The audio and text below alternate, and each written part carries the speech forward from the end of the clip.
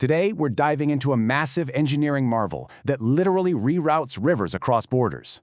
It's a project that's been a lifeline for millions, but it's also been a huge source of controversy. So, let's get right into it. So it all boils down to this one big question, right? How does a small mountain kingdom like Lesotho become the water source for an industrial giant like South Africa? The answer, as you can probably guess, is pretty complicated. It's a story about incredible engineering, sure, but also about desperate need and some pretty serious consequences. So to really get why this whole thing even happened, we need to go back to the beginning. We need to look at the problem they were trying to solve, which was, simply put, a massive water shortage. Okay, so picture this. On one side, you've got Lesotho, right? They call it the mountain kingdom for a reason. Tons of mountains, and just as important, tons of rain. Then, literally right across the border, you have Gauteng in South Africa. It's much drier, pretty flat, but it's where you find huge cities like Johannesburg and Pretoria. I mean, this is the industrial heart of the entire continent, and it was quickly running out of water. So you might be asking, why was Gauteng so incredibly thirsty? Well, think about it. It's home to Johannesburg and Pretoria.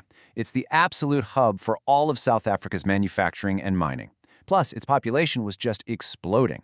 You put all that together, industry, agriculture, all those people, and the demand for water was just off the charts. The local rivers and dams, they just couldn't keep up. All right, so with the full-blown crisis on the horizon, the two countries turned their eyes to the mountains. They came up with this incredibly ambitious engineering plan, one that was going to change the face of the entire region, forever.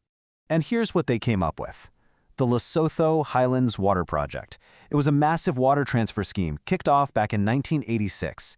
The idea was pretty simple on paper, even if it was huge in practice.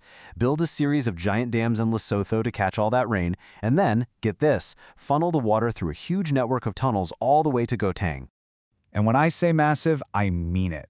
Just to give you a sense of the scale here, let's talk about the centerpiece of the whole thing, the Katse Dam.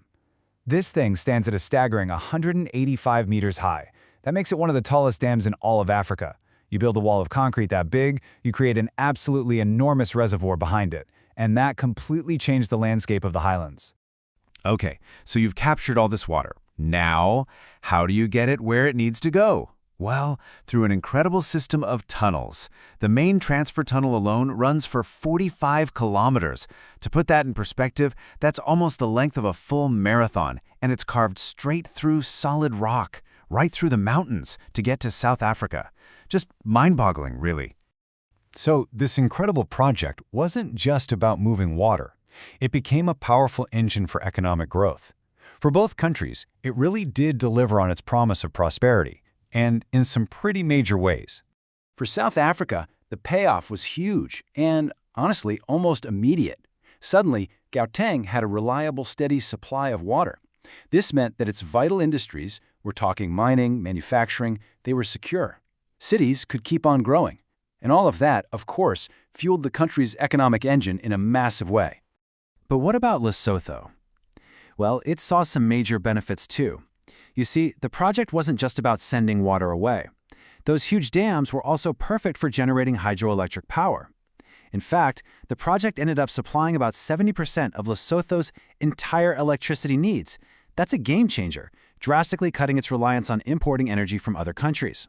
And it wasn't just about the electricity. The project also brought jobs.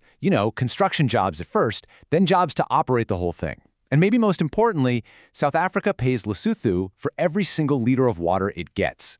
This created a brand new, vital stream of income for the small nation, money it could then use for its own development. So, hearing all that, it sounds like a perfect win-win situation, doesn't it? But that's really only half the story. All of this progress, all these benefits, they came at a very, very high price.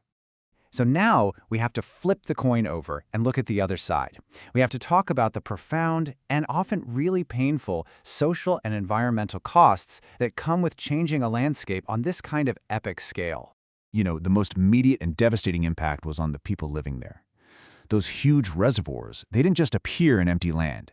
They literally flooded valleys that were home to thousands of people, forcing them to leave the homes and the land their families had lived on for generations.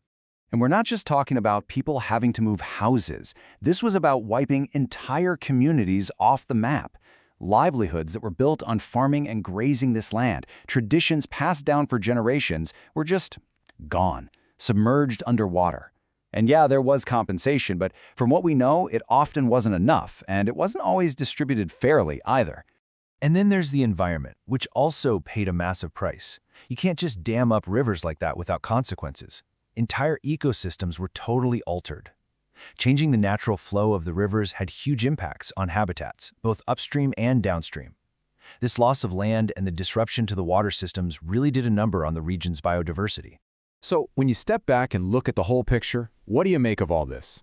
The project really forces us to face a classic and incredibly difficult dilemma. This whole question about the real cost of progress. I mean, when you lay it all out like this, the trade-offs are just so incredibly clear. On the pros side, you've got undeniable benefits, a secure water supply for millions, clean energy for a nation, and real economic growth.